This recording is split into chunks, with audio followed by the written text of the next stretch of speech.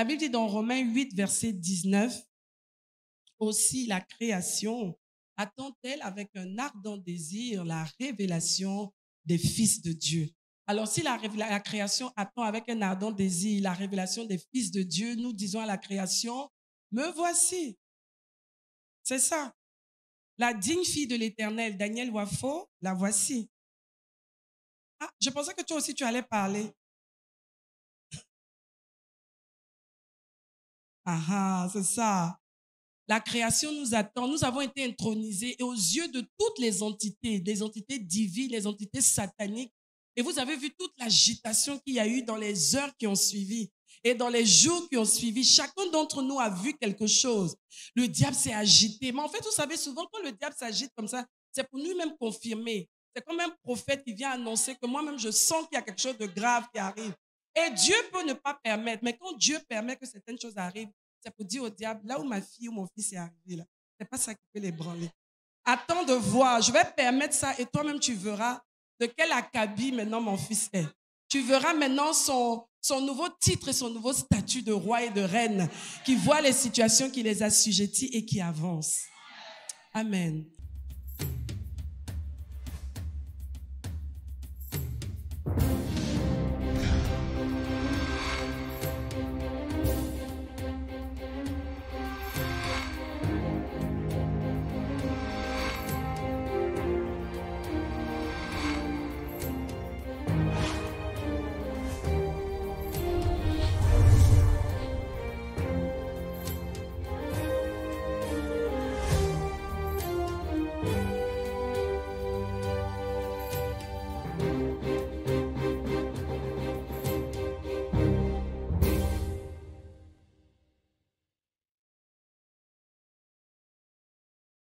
Amen. Que Dieu te bénisse, révérend, que Dieu t'utilise puissamment encore ce matin là-bas, au nom de Jésus. Donc, nous sommes dans une année qui a été dénommée, décrétée, annoncée comme une année de grande faveur. Au travers de cette belle intronisation par laquelle nous avons débuté les premières minutes de cette année, nous sommes entrés comme des rois et des reines dans cette année 2024. Vous vous souvenez? On a été intronisés. Hein? Il y en a même peut-être, tu ne sais même plus où tu as mis ta couronne. Comme ça fait déjà 4 mois passés, peut-être tu te dis, bon, non, il faut remettre la couronne là où elle était. Il faut la mettre de façon visible. De temps en temps, tu la remets sur ta tête pour te rappeler que tu n'es plus comme tu étais avant. Tu es passé à un autre niveau.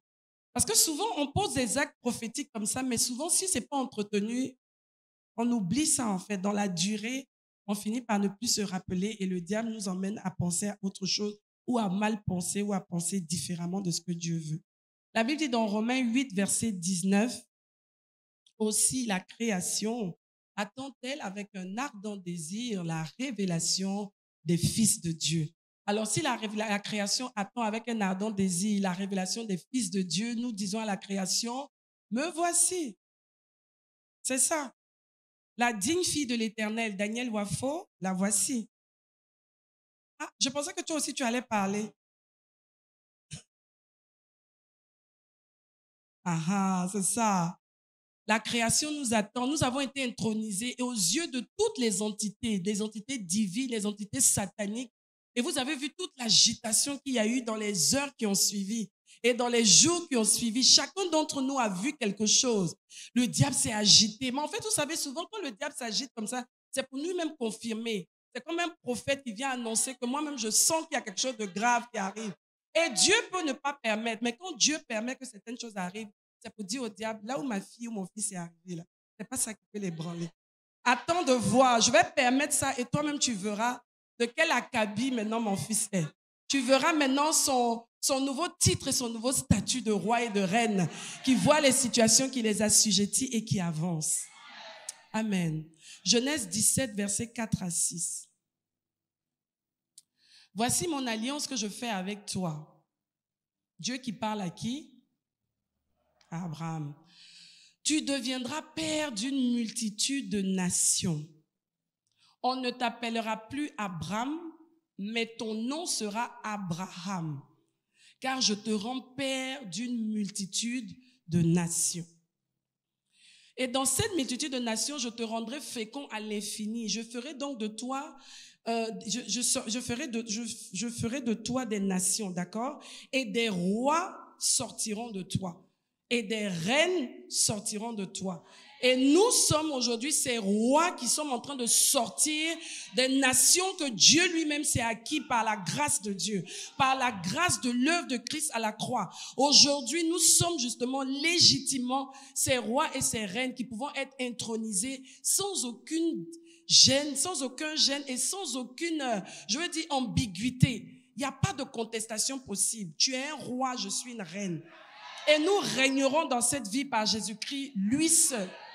Et notre règne, c'est pas seulement à l'église, mais notre règne, c'est face à toutes les adversités. Je parlais à quelqu'un dans la semaine et je lui disais, tu fais bien de me dire, j'ai traversé une situation. Parce qu'on ne vit, il y a des personnes, même dans leur langage, tu peux comprendre qu'ils n'ont pas encore eu la révélation de certaines choses. Non, je suis en train de vivre des situations. Oui, tu es en train de les vivre. Mais le mieux, c'est de dire, je suis en train de traverser. Parce que je ne suis pas faite pour demeurer dans la situation. Je suis faite pour traverser et pour expliquer aux autres comment Dieu peut aider à traverser et à sortir victorieux des situations. Amen. Merci Jésus. Donc à l'heure de Jéricho, comme on vient de voir pour le mois de mai, le Seigneur enfonce le clou. Au travers du révérend Raoul Wafo, sous l'inspiration de la grâce, il annonce donc que le mois de Messie est un mois de grâce et annonce une saison nouvelle. Est-ce que Dieu n'a pas travaillé pendant les 4 premiers mois? Si.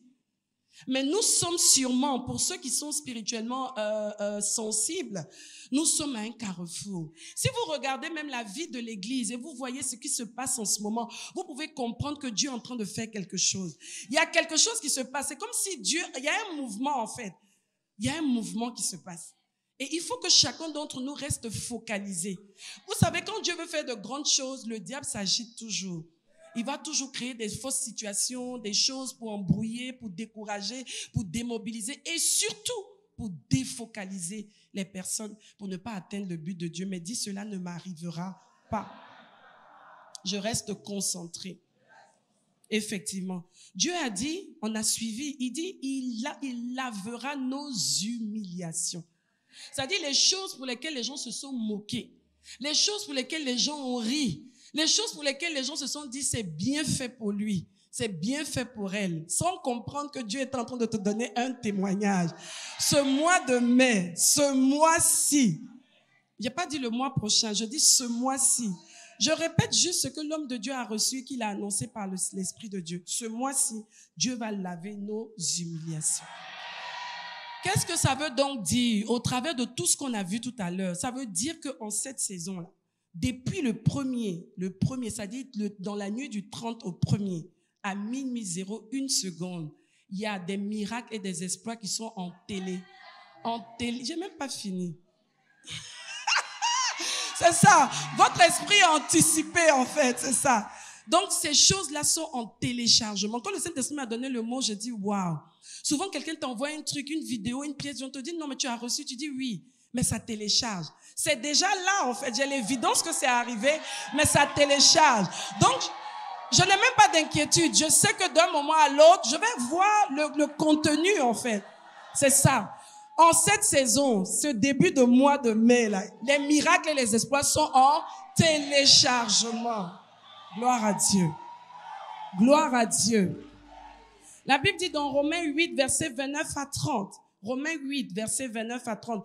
Car ceux qu'il a connus d'avance, oh mon Dieu, Dieu nous a connus d'avance. Il nous a connus d'avance. C'est parce qu'il nous a connus d'avance qu'il a mis un agenda, une trajectoire, un plan qui nous a emmenés jusqu'ici au temple de la foi. Il n'y a pas de hasard en Dieu. Il nous a connus d'avance et d'avance, il a préparé des projets. Il dit ceux qu'il a connus d'avance, il les a aussi prédestinés, c'est-à-dire préparés pour la destination en question, à être semblables à l'image de son Fils. Dans le process, Dieu veut que nous soyons semblables à l'image de son Fils.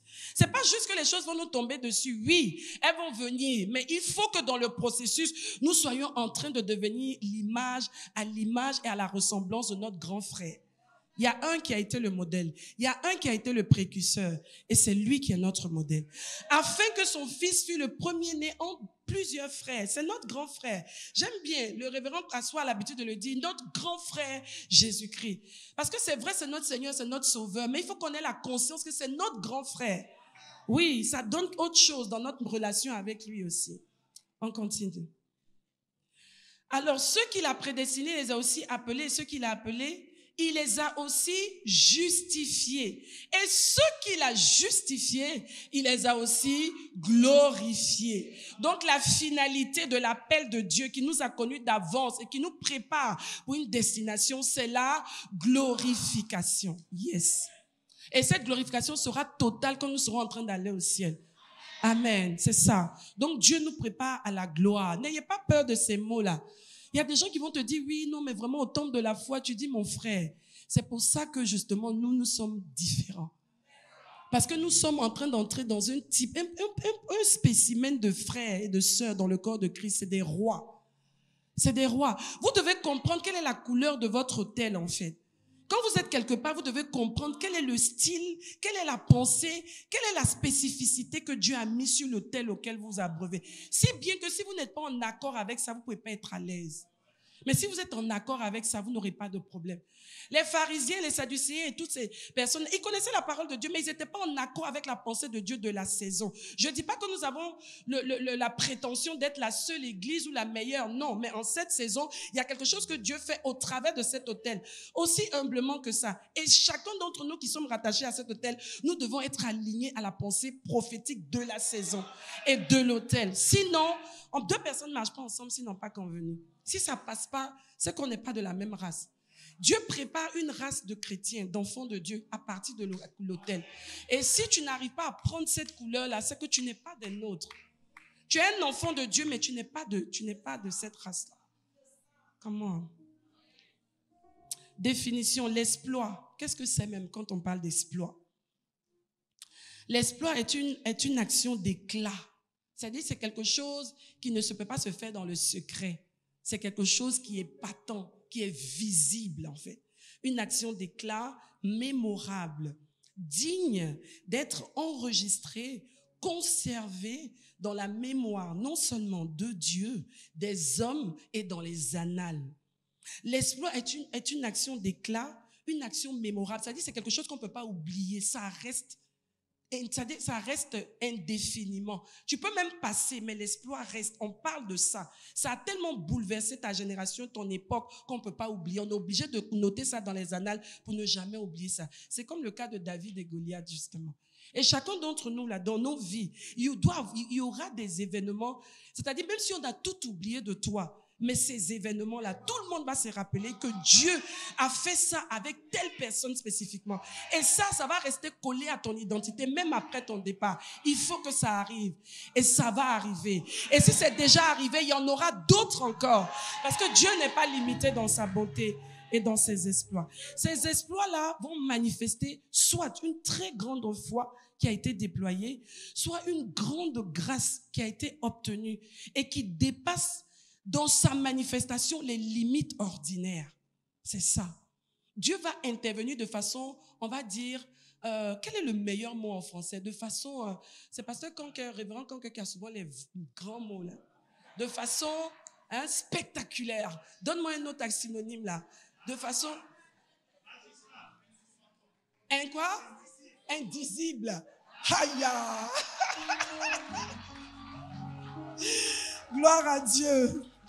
Donc, pour faire les exploits, la question c'est qu'est-ce que moi j'ai à faire? Dieu a annoncé ces choses.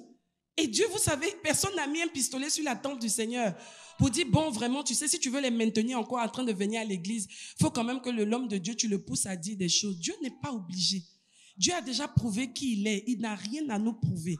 S'il ne fait pas faire quelque chose, personne ne peut l'obliger. S'il décide de le faire, ça veut dire qu'il veut le faire. Et quand vous-même, vous suivez une vidéo comme celle-là, vous savez qu'il n'y a pas de manipulation. Vous savez que ça, c'est quelque chose qui vient directement du ciel. N'est-ce pas?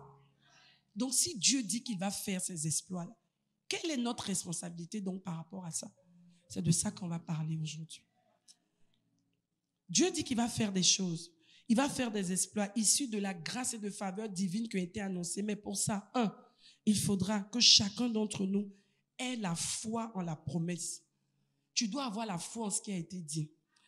Est-ce que vous savez que cette vidéo-là, elle a été mise dans les groupes WhatsApp? Elle a été mise sur le compte du révérend Facebook. Elle est partout, disponible. Mais je vous assure que des choses comme ça, il y en a qui vont écouter ça chaque jour. Et puis il y en a, là même peut-être comme j'en parle, gloire à Dieu, tu vas peut-être repartir et écouter. C'est le but en fait aussi. Mais je veux dire, sans ça peut-être, c'était fini en fait. Dis-moi de toi à moi, quand on a remis la vidéo là, est-ce qu'il n'y a pas des éléments, tu étais là pourtant à l'heure de Jéricho, n'est-ce pas? Est-ce qu'il n'y a pas des éléments qui t'ont interpellé quand on a revu la vidéo? Si, non. Et même quand tu vas la revoir après, il y a d'autres éléments qui vont... C'est pour ça que si tu as la foi en quelque chose, tes actions doivent le manifester. Si tu as la foi en ce que Dieu a dit qu'il va faire pendant le mois de mai, tu ne peux pas t'asseoir, dormir sans revenir dessus. Non, tu dois repartir écouter. Moi, je me suis rendu compte en écoutant, même chaque fois que j'écoute, il y a des éléments qui reviennent. Pourtant, j'ai noté des éléments ici dans mon cahier, mais ce n'est pas complet. Je dois aller compléter ça. Pour que je me rappelle, parce que même si je n'ai pas la possibilité de voir la vidéo, que je me rappelle ça en lisant. Et à force de lire, vous savez, je vous raconte la même anecdote. Pendant la CAN, moi je suis quelqu'un, j'aime beaucoup le foot. Le bon football, hein, pas les matchs bizarres. Les bons matchs, voilà, avec les grands joueurs, les bonnes... voilà. Donc pendant la CAN, quand j'étais disponible, chaque fois que je pouvais, je regardais les matchs. Et je me suis rendu compte, à force de voir les matchs pendant la CAN, un matin, je suis là, dans mon esprit, j'entends la chanson du coup du marteau. Toi-même, si tu faut être sincère, hein. Peut-être même que toi, tu as même dansé ça. Donc... je vais à la cuisine, je me tourne, je vais à tel truc. Ça, je ne vais pas chanter. Hein. Je ne vais même pas chanter ça. Je dis, hey, je chasse. Je dis, non, ça c'est quelle chanson ça? Non. Et c'est le Saint-Esprit qui m'a rappelé ça quand je venais ce matin, quand je me préparais. Et il m'a dit, tu vois, c'est la même chose. Donc à un moment donné, j'ai même dit ça à la maison. Je dis, hey, à force d'écouter les matchs, les jingles avant match, pendant la mi-temps, après la mi-temps, pendant les commentaires, le débrief et tout, finalement cette chanson est tellement passée en boucle que mon esprit, c'est comme si mon âme a enregistré. C'est ça, c'est la même chose. C'est la même chose avec la parole de Dieu. C'est la même chose avec les choses spirituelles. Imagine-toi, toute cette semaine qui arrive, tu prends le challenge que chaque jour, matin, j'écoute. Le soir, j'écoute. Le lendemain, j'écoute. Le soir, j'écoute. Selon que le Seigneur te convaincra, pendant une semaine, je te donne rendez-vous dimanche prochain. Je te donne rendez-vous dimanche prochain. Vous savez ce qui fait la différence entre certains frères de l'église et certains autres? Je vous dis en toute sincérité, c'est ça la différence.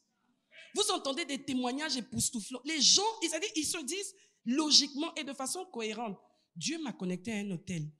J'ai reçu une parole forte. Qu'est-ce que je fais? Je prends cette parole-là, j'en aurai besoin pour les jours à venir. Je m'approprie cette parole. Et pour que je m'approprie la parole, je dois l'écouter, la réécouter. C'est pour ça que dans le livre de Josué 1, verset 8, qu'on connaît tous, que ce livre de la loi ne s'éloigne point de ta bouche, que cet enseignement-là, c'est une promesse que Dieu t'a faite, que ça ne s'éloigne point, pas de tes yeux, mais de ta bouche, parce qu'à force de regarder, à force d'écouter, tu vas finir par déclarer ce que tu as vu, entendu. Le seul problème qu'on a, c'est qu'on n'est pas discipliné.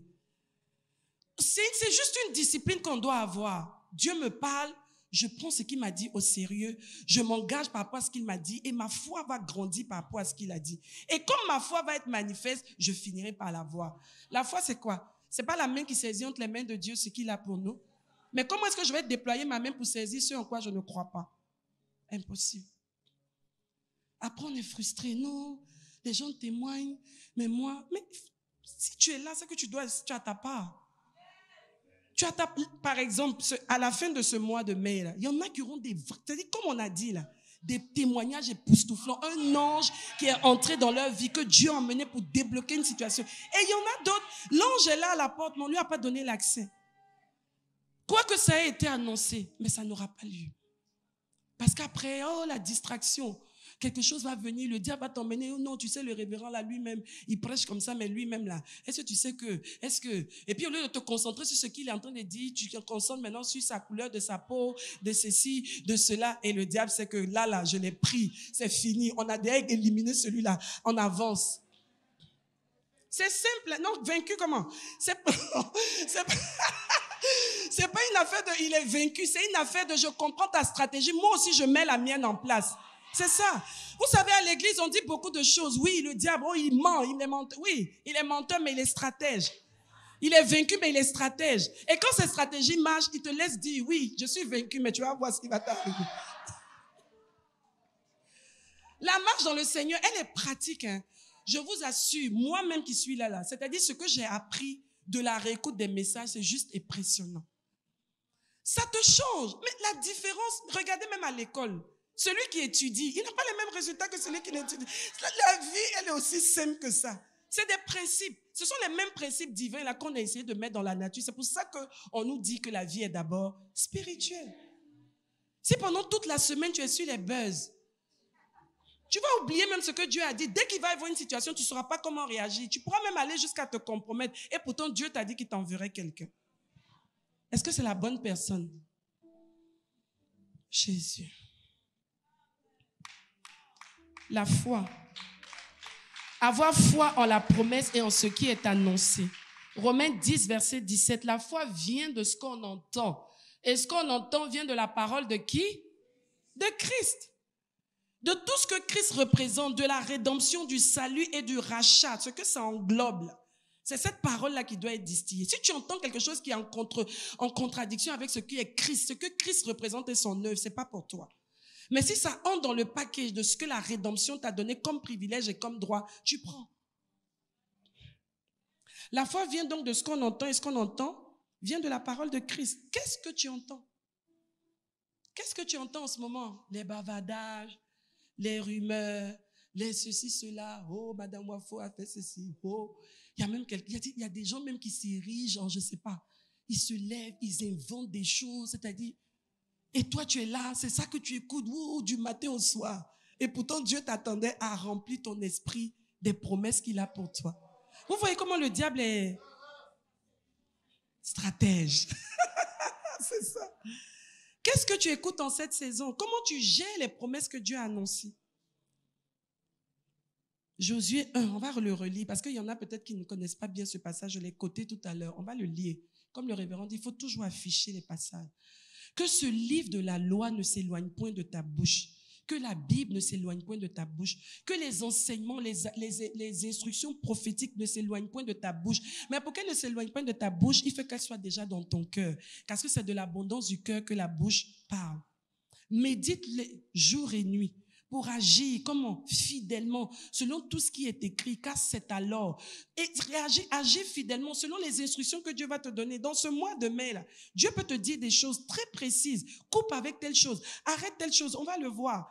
Mais si tu n'es pas diligent pour être en train de méditer dessus, tu n'auras pas la force d'aller jusqu'au bout de tout ce qui est nécessaire pour la saison.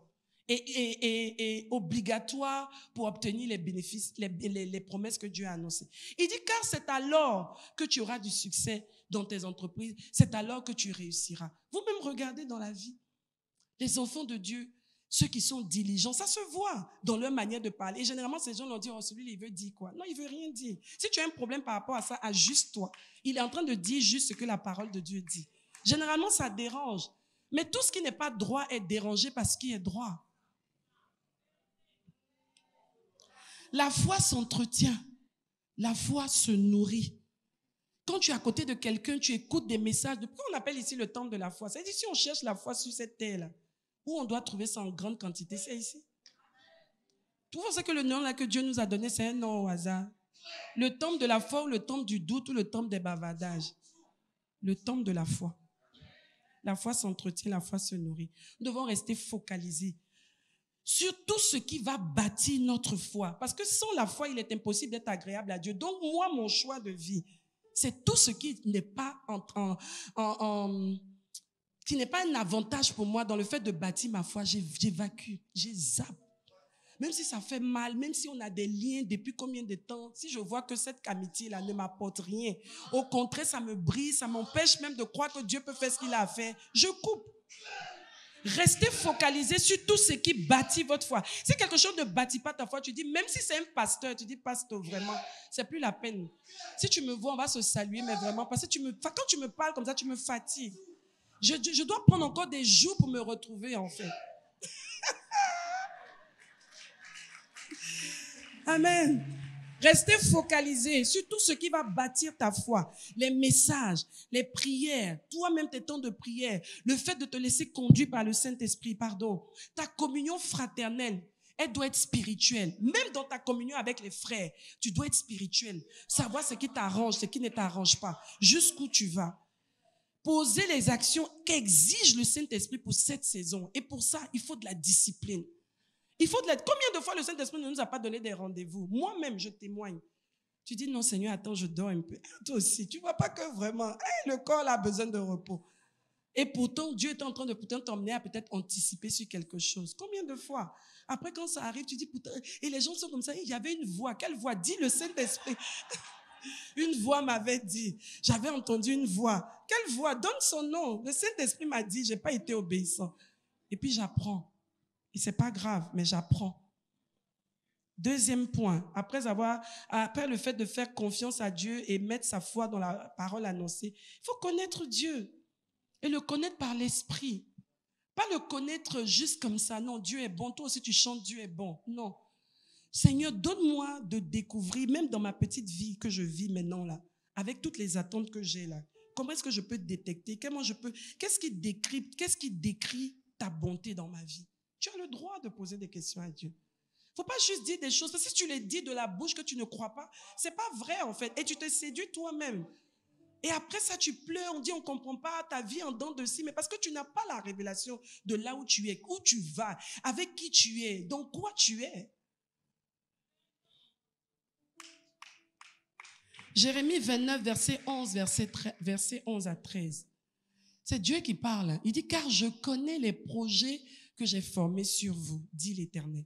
Toi-même, imagine-toi comment tu as grandi dans le ventre de ta mère. S'il n'y avait pas quelqu'un qui avait des projets, comment tu allais sortir de ce ventre-là? Ta taille que tu avais, et puis, non, Dieu, il est trop fort.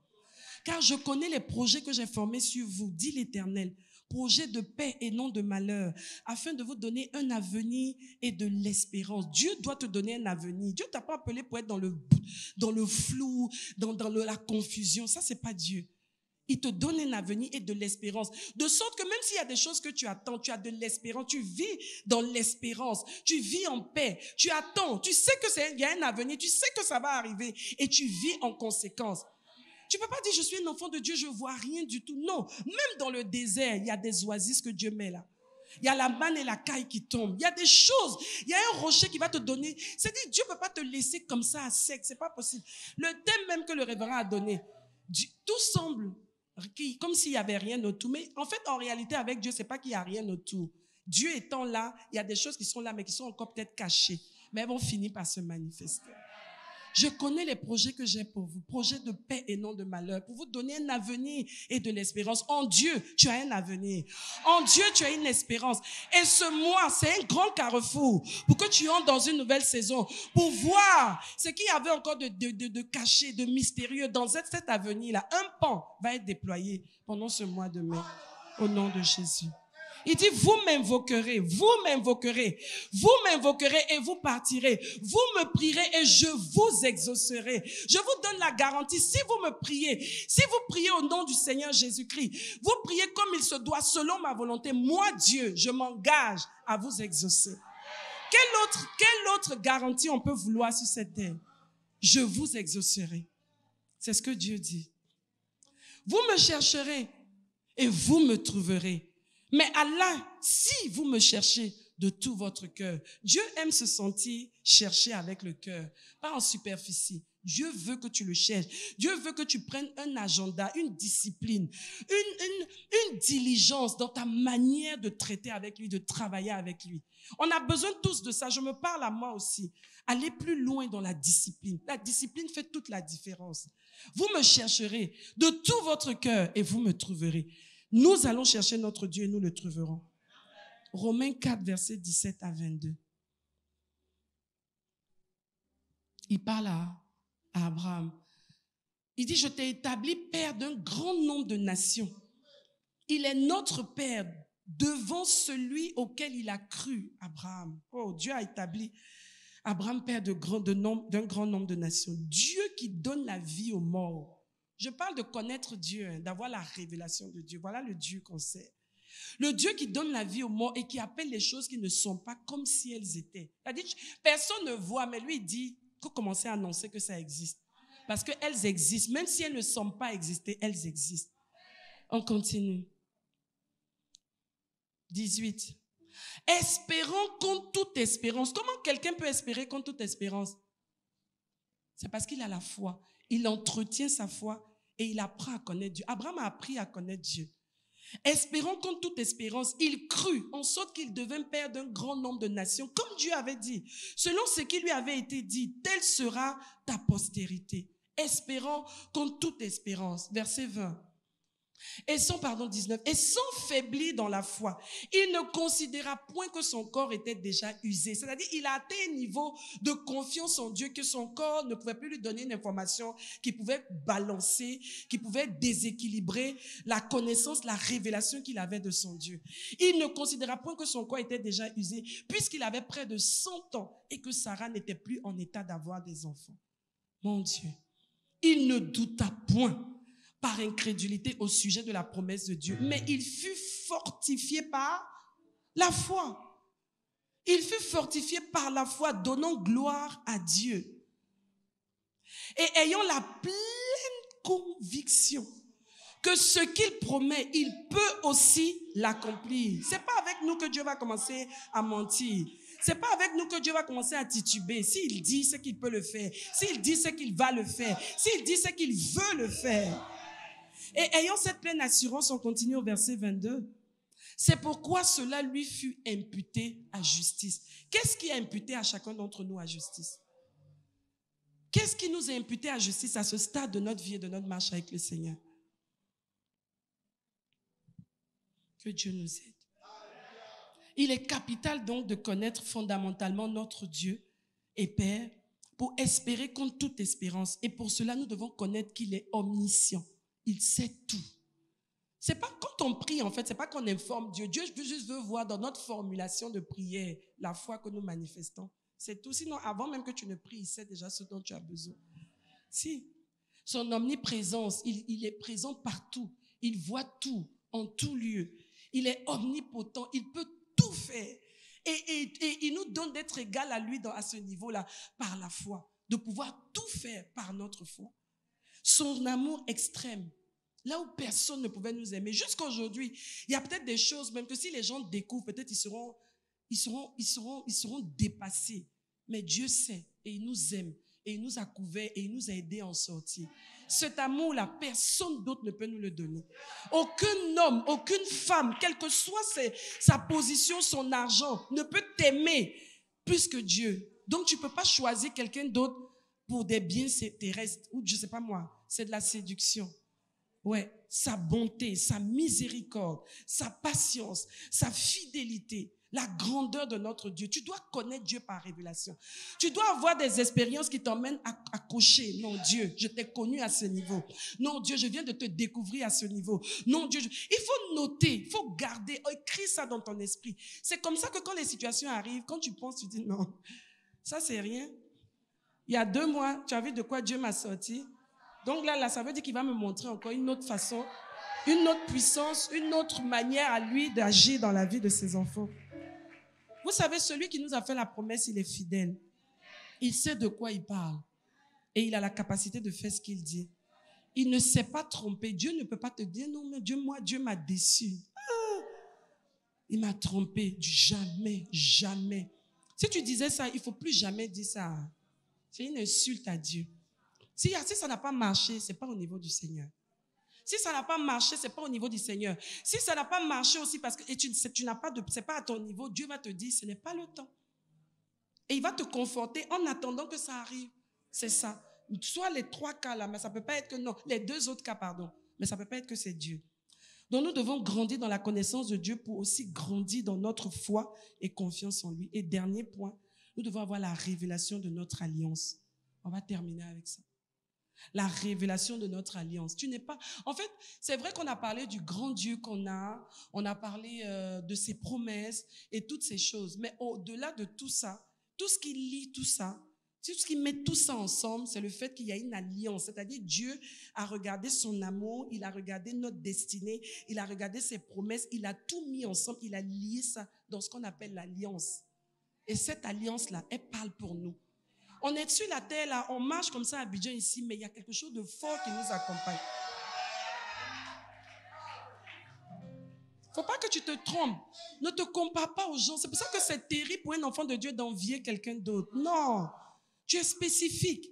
Il y a quelque chose de particulier que Dieu fait avec toi. Réjouis-toi et espère en lui pour voir qu'il achève son chef-d'œuvre avec toi. L'alliance, Genèse 22, verset 15 à 18. Merci Jésus. L'ange de l'Éternel appela une seconde fois Abraham des cieux et dit, je le jure par moi-même, parole de l'Éternel, parce que tu as fait cela et que tu n'as pas refusé ton fils, ton unique, je te bénirai et je multiplierai ta postérité comme les étoiles du ciel et comme le sable qui est sur le bord de la mer. Et ta postérité possédera la porte de ses ennemis. Les ennemis sont tous massés derrière la porte. Mais si moi j'ai le contrôle de la porte, personne ne peut entrer. Si ici ils entrent, ça veut dire que moi-même j'ai ouvert la porte. Si j'ai le contrôle de la porte de mes ennemis, ça veut dire qu'ils sont déjà anéantis. Dieu a établi une alliance donc avec notre père Abraham et il a consolidé celle-ci avec le sacrifice ultime de Jésus à la croix. C'est pour ça que dans Éphésiens 1, versets 11 à 14, oh, la parole de Dieu, c'est juste... En lui, nous sommes devenus, en qui? En Christ. Nous sommes devenus héritiers, ayant été prédestinés, suivant la résolution. On a vu ici la différence entre la décision et la résolution.